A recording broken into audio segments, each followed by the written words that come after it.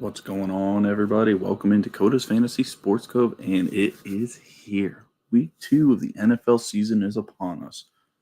So, as we get started, we're going to go ahead. We're going to go through some matchups for this week, some injury news, and then we'll be going over some potential DFS lineups. I'll be giving you mine, what I think is going to do well this week.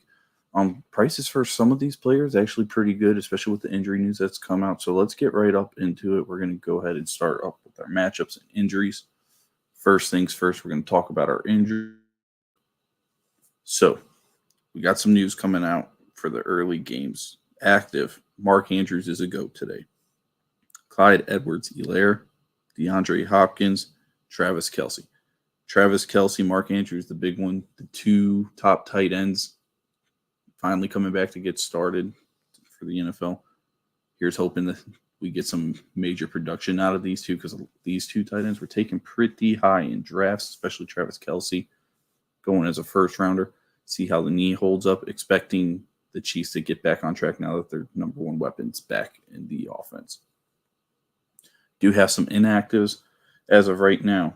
The big two, actually, both on the same team. Running back Aaron Jones and wide receiver Christian Watson are out for the Packers.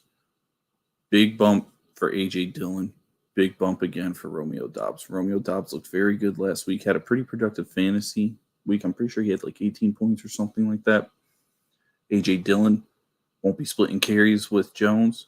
Don't know if he's going to get much work in the passing game this week. We will see. But the way the Packers match up with the Falcons this week, this could be a very slow run the ball, grind out clock, limit the quarterbacks from throwing as it was last week. For matchups, let's go ahead and start right there. We're going to start with the Packers-Falcons. Now, the running backs last week for the Falcons looked great. Bijan looked very promising catching out of the backfield, being used. Tyler Algier had himself a week. He had 2 touchdowns, I think like 70-something yards rushing. Overall, like I said, this game could be very ugly. Green Bay has a stout defense. Drake London, I don't think he's going to put up a 0 like he did last week. We're hoping not. I had him in my lineup. He absolutely killed me last week. 0 targets, 0 receptions. But he draws the Jair Alexander matchup. Jair Alexander just locked up DJ Moore to limited production last week, who was another player I had in my lineup. Let's see, what did Moore have last week? Moore had 2 catches for 2 targets for a whopping 25 yards. He got you 4.5 fantasy points.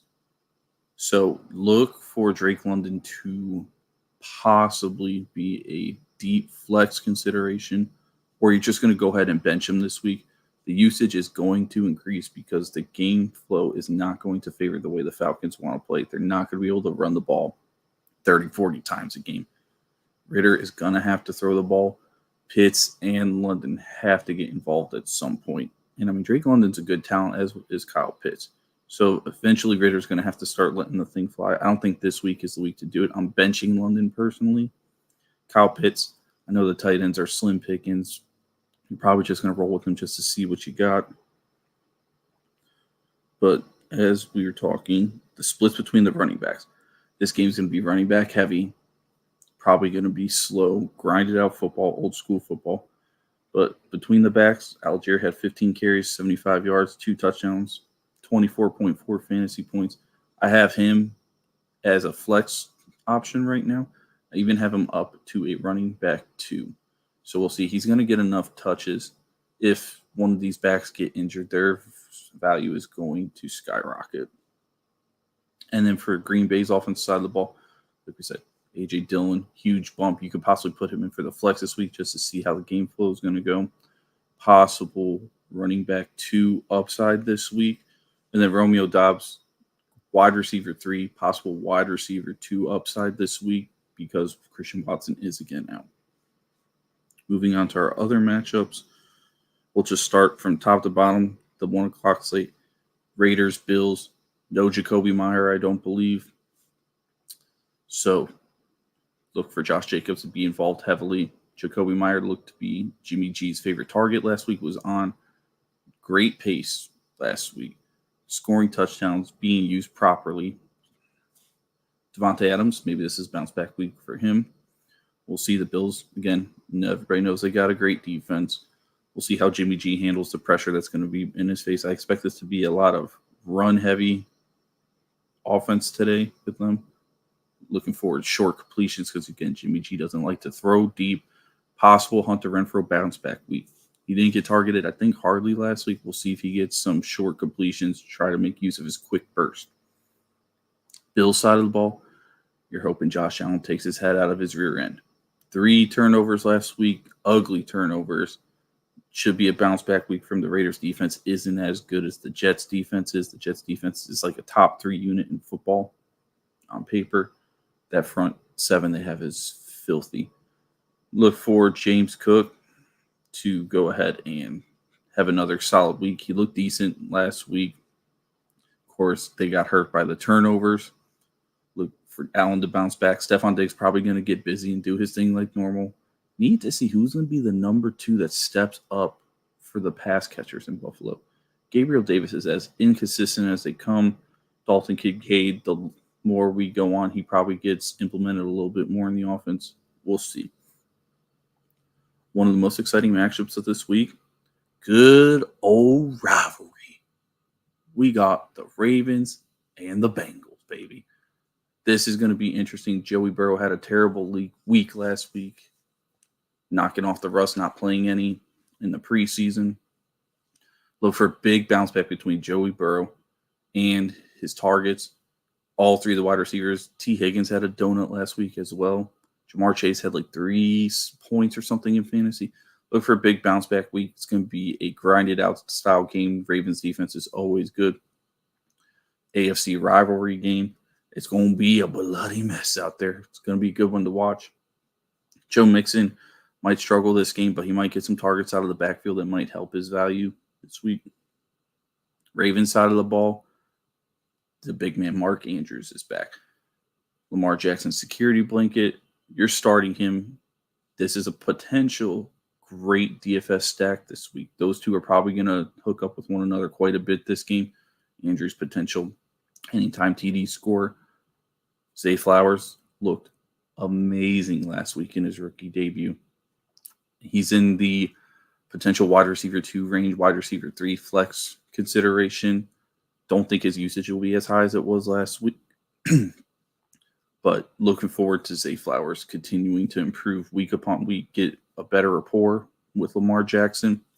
Rashad Bateman might get involved a little this week. Bateman has talent. I think Lamar likes to look his way. It's just been a thing of health with Bateman. I think the one that you're going to phase out is going to be OBJ. I don't think OBJ is going to be used that much in this offense. Personally, I think OBJ is a little cooked after the injuries he suffered. We'll see. There's enough mouths to feed there in Baltimore now. But the big question is going to be who's going to take over the running back workload. Justice Hill got a couple touchdowns last week.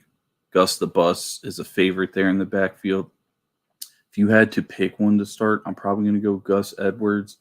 You're probably going to put him in a flex consideration just because the way the Baltimore running backs rotate creates kind of a headache for people. Justice Hill could be just TD dependent. Might vulture some of Edwards' goal line carries. We'll continue to monitor that this week and see.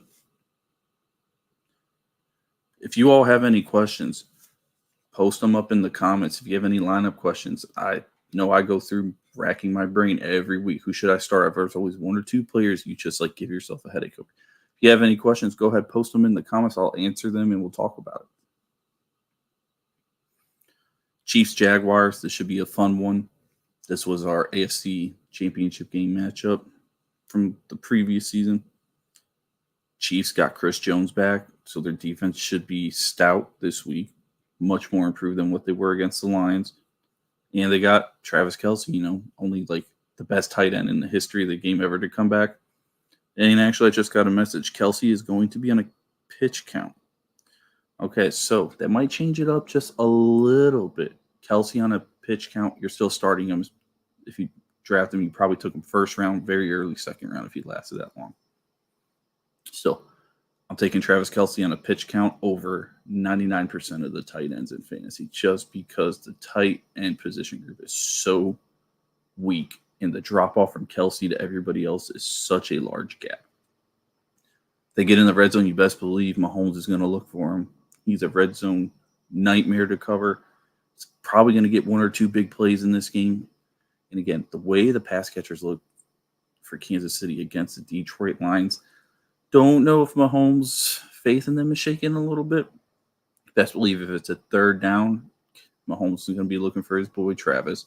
So still expect good production even on a pitch count. What do we do with Kadarius Toney, though? Easy choices. Put him all the way on the bench, hit, go find somebody else. But somebody in this Chiefs offense other than Kelsey has to catch passes, has to produce. Toney has potential, has flashed it.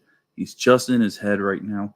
Personally, I wish he would worry about touching the jugs machine more than he is running his mouth about the Giants losing 40-0 to the Cowboys. Not a good look when you've pretty much cost your team a game. Stop running the Twitter and getting Twitter fingers, or X fingers, I guess is what you would call them now. Sky Moore, hoping for a big improvement coming into season 2 for him. Didn't really impress. Like I said, none of the Chiefs pass catchers did. So that's a situation to continue monitor. As of right now, the only one you're starting is Mahomes, Kelsey. The rest of them, I think you could go on your bench if you wanted to risk it. Sky Moore, Kadarius Toney, put in flex, but there's way better flex options you could use this week. On the Jaguars side of the ball, I think we might have ourselves a little bit of a shootout this week. What's up, Radio Slay? I appreciate you tuning in. Thank you so much. Miss you. How you been doing, fella? How's your fantasy teams doing? I know mine last week, not too good. I won 2, lost 2. But, of course, the 2 I needed to win, I lost in. So it is what it is. The trials and tribulations of fantasy football. But as we get back into the Jaguars, Trevor Lawrence looked pretty good. Calvin Ridley looked amazing for his first game back. Radio comes insane. We're not talking about that right now. I understand. Sometimes it just goes that way. Week 2 is going to be your bounce back week, though. I promise. Calvin Ridley, amazing. He was one of the draft targets I wanted this year. And unfortunately, I only got him in one of my leagues. I think a lot of people were on the same thought process as me. He was suspended, not for an injury, for gambling. He's going to have a massive revenge year this year. He's playing with his best QB yet, and a young Trevor Lawrence with a good offense around him. We're going to see some amazing things out of Calvin Ridley this year. Evan Ingram looks very solid. He caught a pass last week where he, nobody really talked about it, but it was a really impressive catch. He jumped up, put his hands behind the DB's back around him, snagged it along the sideline, kept composed control. I was very impressed. Evan Ingram in New York drops that ball easily. So I was impressed with him. Zay Jones. Trevor Lawrence trusts Zay Jones. Zay Jones is a flex consideration for me as of right now, with potential wide receiver 3 upside, but there is still Christian Kirk. Christian Kirk's going to get his targets. Travis Etienne's going to get some targets out of the backfield, I imagine. So as of right now, you're probably going to stay with Christian Kirk as your wide receiver 3, but if this continues with Zay Jones, the roles might be flipped because Trevor Lawrence trusts Zay Jones. Zay Jones has looked good. And then moving on, the running backs. Travis Etienne, he had a really solid week last week. Look for him to be able to get some holes open against the Chiefs defense. Chiefs defense is prone to giving up rushing yards. They did last week against the Lions. So should have another good week for Etienne. He's going to get his touches. Don't know if Doug Peterson's going to split the carries a little bit more evenly between him and Tank Bigsby. We'll monitor that. But as of right now, Etienne, if you draft him as running back 1, trust him for now. Maybe limit him to running back 2, but we'll go ahead and move on from there. Chargers, Titans. This is going to be one of the ugliest games this week. I have no faith in the Titans offense. Like I said, Ryan Tannehill's a year older. Derrick Henry's a year older. I think DeAndre Hopkins, I've talked about this before fantasy even started. Wide receivers in the twilight of their careers who go to Tennessee. That's where their career ends. Traylon Burks is there. If he's healthy, he's got potential. We'll see. Chargers have a good defense, have a good defensive line. Just don't see the style of football that the Titans want to play is going to be very conducive to fantasy numbers, one, or a winning formula against the Chargers, who have an explosive offense. Big injury news out of here. Austin Eckler is not playing. So, Joshua Kelly, people who drafted him as a handcuff, potential running back 2 spot this week. Tennessee does have a good defensive line. Simmons is a monster. But I do think that Joshua Kelly, with this offense, isn't going to be focused on like it is with Austin Eckler. They're probably going to put more focus to Keenan Allen and those wideouts. So this could be a good spot for Joshua Kelly. Joshua Kelly's a sneaky one in DFS. I'll tell you my DFS lineup I created later, but price point from what I remember seeing wasn't too bad. Joshua Kelly could be a good pick for DFS this week. Connor comes in, win me money, please. My wife left me. I'll try my best. Hey, we win big enough, she'll come back quickly, baby. But yeah, that's the plan. Try to win some money. Hey, I'm trying to win money. Who likes losing money? Nobody. We'll get to that here shortly. And then on the Chargers side of the ball, Justin Herbert, starting him. Gonna sling the rock. Love slinging the rock. I'm a huge Herbert fan. Keenan Allen, you're starting. Mike Williams, you're starting. The rookie Quentin, is it Quentin Johnson? I cannot remember his name for the life of me. I don't know why, but potential flex consideration. I think there might be some deep shots that they can throw this week.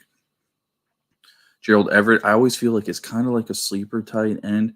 He gets some targets. Sometimes Herbert does like to lock onto him and feed him quite a bit.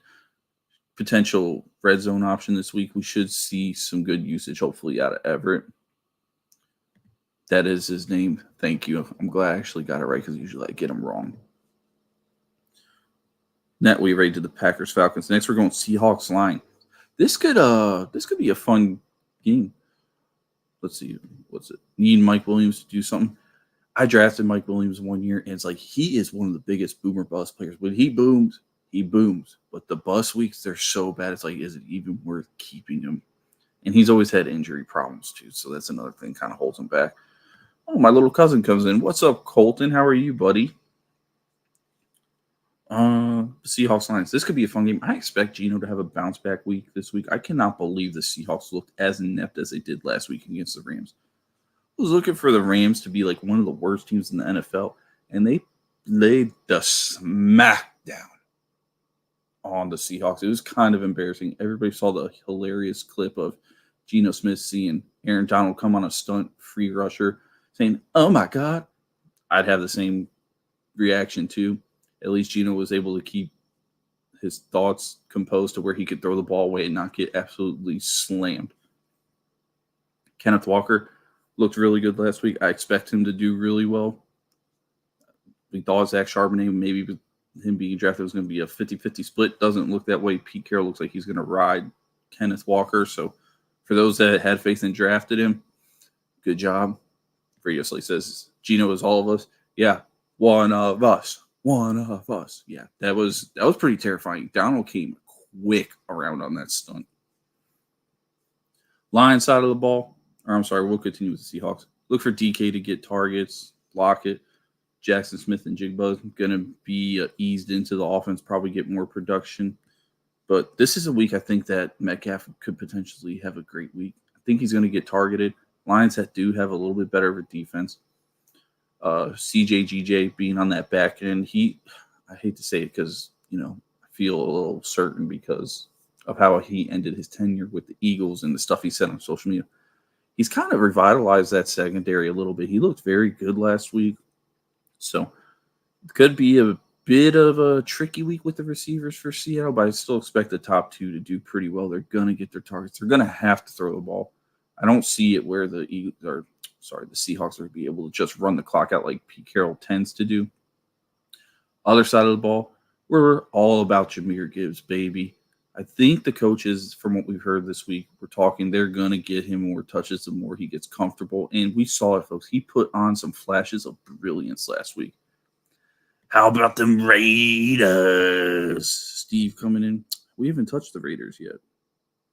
No, because they're one of the later games. No, we did touch on the Raiders. That was actually the first game we talked about. You missed it, man. But Lions, yeah. David Montgomery, Jahmyr Gibbs right now, they're kind of in a committee. Montgomery looked good last week too, as did Jahmyr Gibbs. Look for Jahmyr Gibbs to get more receiving work, hopefully. Play that Alvin Kamara type role that Dan Campbell's alluded to. The sun god. Amon-Ra himself was great as usual. Like, he's one of the easiest lineup blocks for receivers you can do. Like, he's going to get his targets. He's going to make the most of them. Jared Goff is still continuing to play well. It's been awesome. One of my favorite players. Bills are dookie, though. Hey, I am on the train of Josh Allen is a bit overrated. I went on Twitter, or X, last week and said Josh Allen is just Carson Wentz without an injury problem. So I'm going to leave it at that. All you Bills fans, you could get angry at me, throw dildos at me. I don't care. Man has continued to show his head is up, his rear end quite a bit. Moving on, Colts-Texans, one of the most boring games of the week. C.J. Stroud is playing, Anthony Richardson's playing. So this potential, maybe it won't be boring. Maybe it'll be a shootout between the two rookies. We'll see.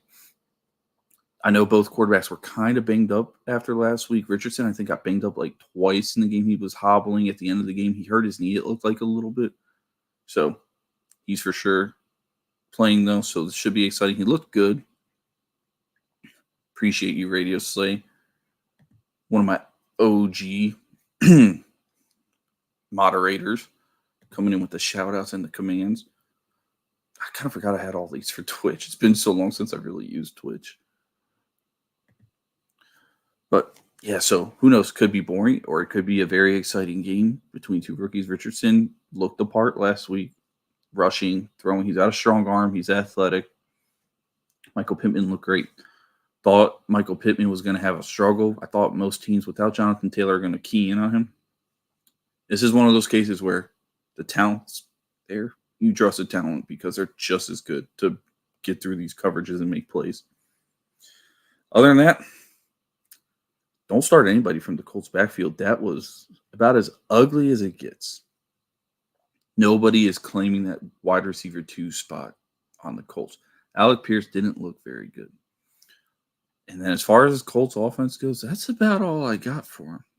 On the Texans side of the ball, Dameon Pierce is a start. Nico Collins is an interesting name. He looked good last week.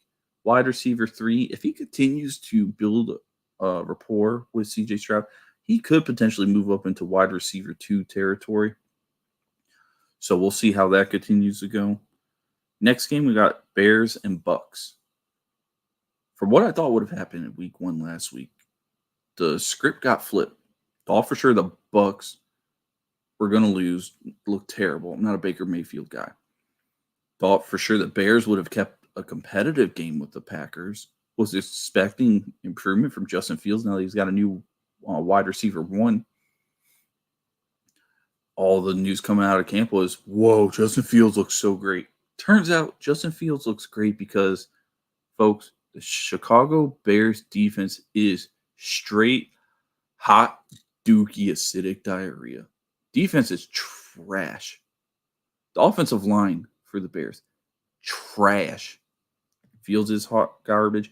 So I will agree with you, Radio. I never understood the hype on him either because I've always been one. I have the stigma against Ohio State quarterbacks. All the ones that have looked great coming out of college never really panned out to do anything in the NFL. So I'm on that wavelength with Fields. Fields did help me win a fantasy league last year in one of the leagues I was in because, of his rushing. But you're a quarterback. You are the point guard of your offense. You are supposed to get others involved. Can't rely on you rushing for 150 yards every week. It's unsustainable at the quarterback position. But last week, Fields looked rough. Didn't look like there was any improvement in his passing confidence. I don't know. Is this a Eberflus problem, a Bears offensive line problem, or Fields? Or is it a combination of all three? It's probably a combination of all three. My thing is, I don't think Eberflus is the guy for the job. Said it before, I'll say it again. Defensive-minded head coaches are not the way to go in the NFL. You want to get an offensive-minded head coach, especially when you have a young rookie back who you need to develop. Use DJ Moore to get you some easy completions. Get Fields in rhythm. Rely on Khalil Herbert and that stable of running backs you have to help get some tough yardage, take pressure off of Fields. Once the running backs get open, throwing lanes are going to open because they're going to have to bring more in the box to stop the running game. But the running game is kind of ass because the offensive line is ass. So it's a mixture of just bad things going on in Chicago. Chase Claypool, like, I don't even know why he's on the team. Why is he even in the league? I don't get it. I'm not even going to the Chase Claypool stuff. All you Chase Claypool fans, I'm sorry. You wouldn't be a part of my team even if I had nobody at receiver, just saying.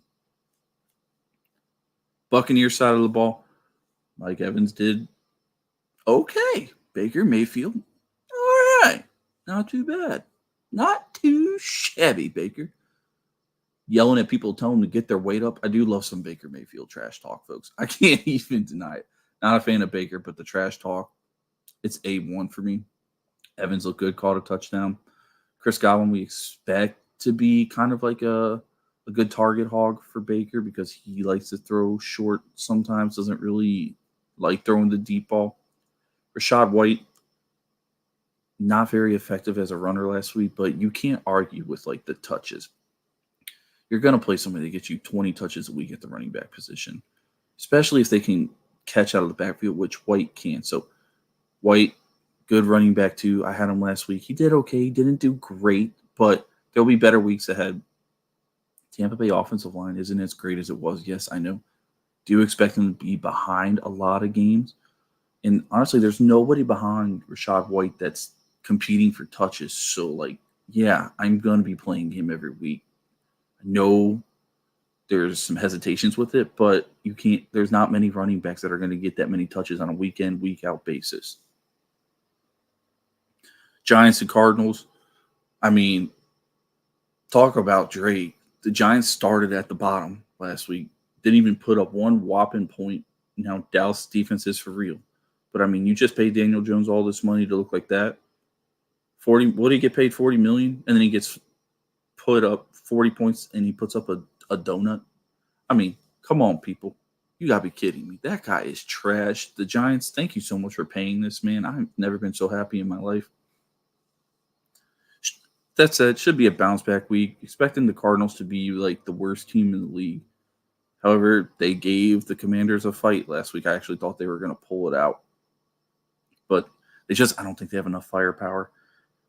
The run defense, I don't think it's going to be very great. This is great Saquon Barkley matchup this week. Great Darren Waller matchup this week. It's got to be a bounce back week for Daniel Jones. Like, for crying out loud, dude, 40-0. Come on. Cardinal side of the ball, Josh Dobbs, week 2 start. James Conner was questionable. You expect that every week. That man, I don't think has ever come into the league without a questionable mark. Zach Ertz, probably going to get some targets. I don't want to play anybody from Arizona other than James Conner. And even then, I don't trust that offensive line. I don't trust Conner to stay healthy for the full year. If you drafted anybody from here, my prayers and thoughts are with you because you're probably in for a long fantasy season. 49ers and Rams. You would think this be a blowout, but the Rams kind of did whatever they wanted to Seattle last week. Don't really know what to make of it. The 49ers defense is like probably number 1 in the league. They are just stacked at every level of the defense. Brock Purdy looked very good. Starting Brock Purdy. Brandon Ayuk with Brock Purdy, folks. I told you the connection with these two, it's real. There's a chemistry between them. Brock Purdy and Brandon Ayuk stacks and DFS could be a thing, depending if you want to go, conservative on QB and one of the wide receivers and stack yourself with a higher total value player somewhere else. Deebo Samuel, he did all right. George Kittle looked to get involved a little bit more. Christian McCaffrey looked amazing, which we're expecting to with this offense.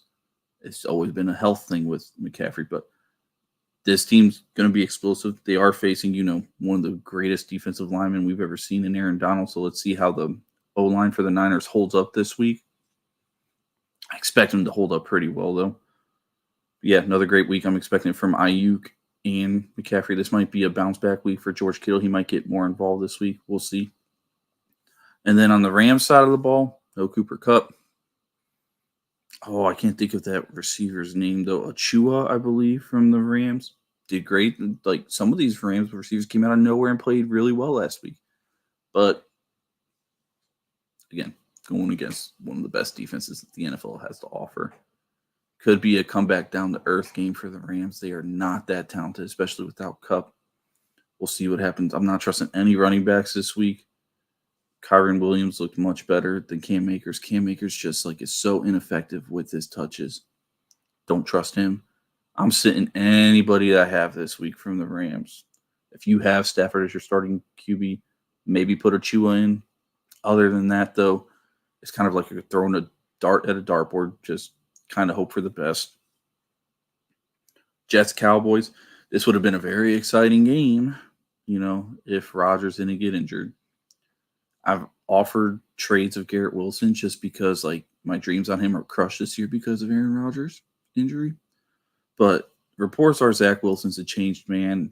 Okay, you're saying all the right things. We got to see it to believe it. He did beat out Josh Allen, which was kind of hilarious. But this Cowboys defense is for real, folks. One of the best in the NFL.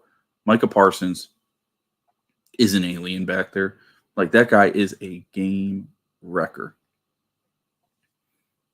Stephon Gilmore, Trayvon Diggs, probably the best cornerback duo in the NFL. And I hate to say this because I'm an Eagles fan, but they are loaded on defense.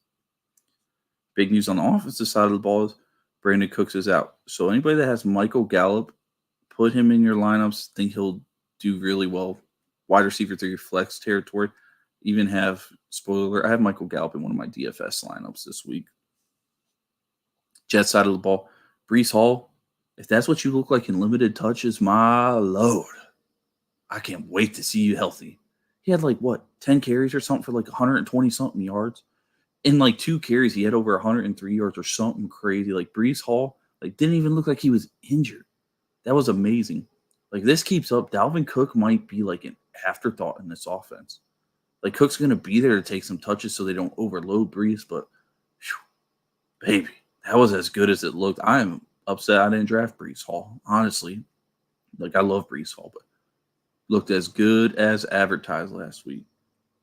Like I said, Garrett Wilson.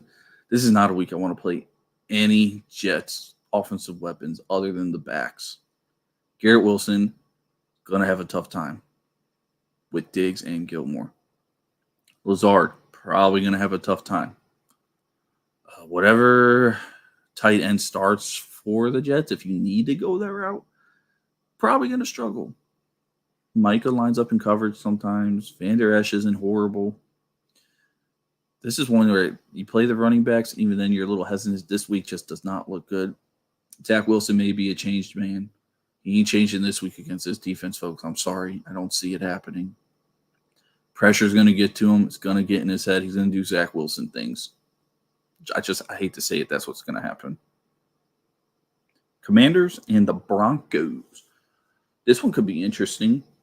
All the Terry McLaurin, Jahan Dotson owners. This is one where I'm sitting him. I have Terry McLaurin in a league. I'm sitting him.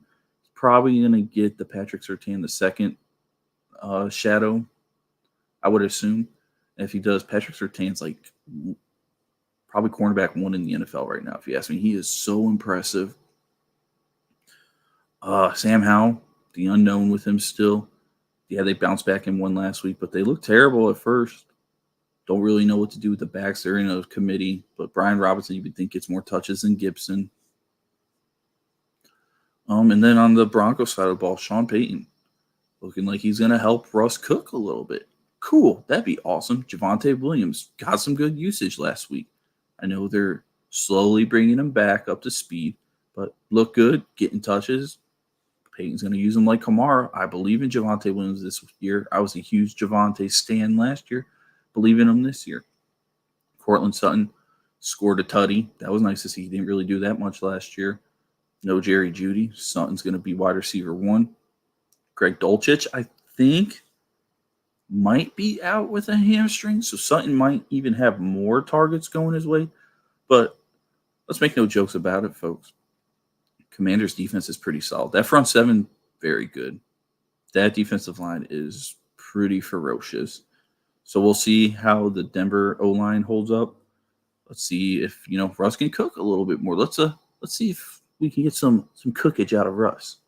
Be interested to see. Next, we got our Sunday night game. Another AFC rivalry. We got the Dolphins heading up to Foxborough to play the New England Patriots. Oh, they put Dulcich on IR. Oh, I didn't know he went to IR. Thank you, radio. So, wow, at least 4 weeks without Greg Dulcich. I will believe in Sean Payton to scheme to help his offense. He's proven to do it before with missing weapons. He's done it without Michael Thomas before. Maybe this is a week Javonte starts getting more touches. This could be a week that Samaje Perine gets some work out of the backfield to make up for it. We'll see. Thank you, radio. Going back, we got Dolphins, Patriots. Tua to Tyreek. That connection was awesome last week. Do I expect Tua to throw for 466 this week? There's no way. Bill Belichick's still a great defensive coordinator. He's great at confusing offensives and offensive linemen. Brings exotic looks.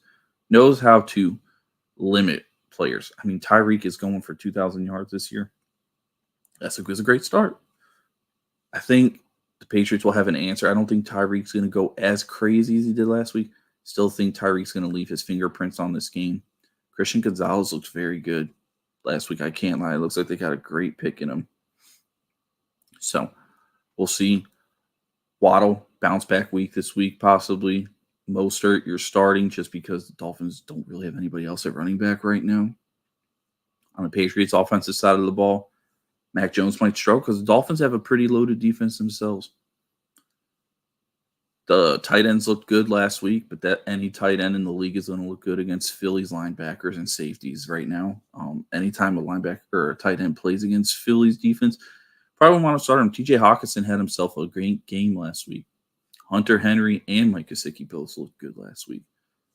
The ones you're really looking forward to this week are probably Ramondre Stevenson, Zeke possibly in the red zone. Other than that, I don't really Kendrick Bourne. You don't even trust him to start him in flex. Probably bench your receivers. If you had to use a tight end, Hunter Henry in deeper leagues, possibly. It's just the Patriots offense is still ugly. Even under Bill O'Brien, they don't have enough firepower there to make me feel confident going into this matchup this week. Then we got a nice little doubleheader on Monday. The Monday games. Browns and Steelers and Saints and Panthers. The Saints-Panthers game could be a fun one. J.C. Horn heading to IR. Unfortunately, he just can't stay healthy. He's such a good talent, though, and he helps that defense, which is really young and good on Carolina. So Derek Carr might be able to exploit some matchups. Smash spot for Chris Olave. Chris Olave, I think, had 12 receptions last week, like 122 yards. That's what I'm talking about. The clip of Derek Carr telling his coaches to let him throw another deep ball. That was awesome. That trust with the coordinators already and his receivers. It's great. Jamal Williams should have another good week this week. But again, this Panthers defense is nothing to laugh about. They got great players. Brian Burns, game record. Don't know why they haven't paid that guy yet. That's pretty stupid.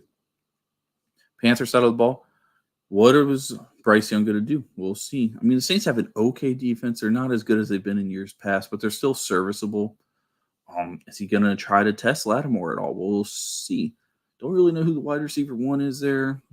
Not trusting Miles Sanders. I'm going to say it every week. I don't trust Miles Sanders. Won't trust Miles Sanders. Sorry about it.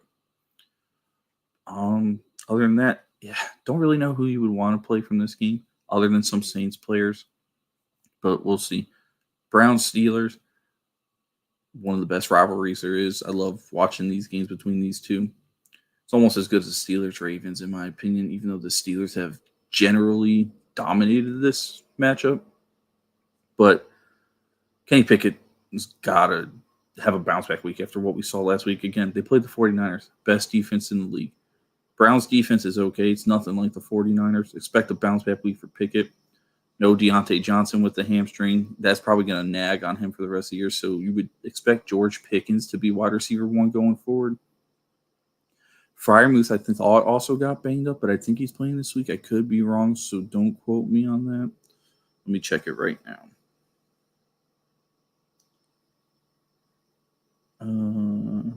Pat. Of course, this is going to show up quickly.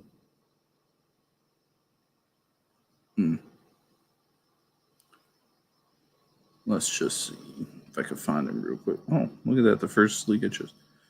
Pat Fryermuth is playing, so all good there. He might get some more targets, might be a red zone option. Najee Harris, Jalen Warren, they're going to continue to split snaps. It's just, folks, every time I watch Najee play now, just doesn't look good to me. Like, he looks slow. Jalen Warren offers more explosion, better receiving back. I don't know. I think the Steelers could have overdone Najee's rookie year where he was just targeted every play. That offensive line isn't great. They're making improvements, but I don't trust Najee Harris anymore. I really don't. I have to see something from him now to get my hopes up about him. Like I said, Jalen Warren offers more explosion. Jalen Warren might start taking some more snaps away from Najee. It would not shock me halfway through the year if Warren becomes like the go-to back with the Steelers.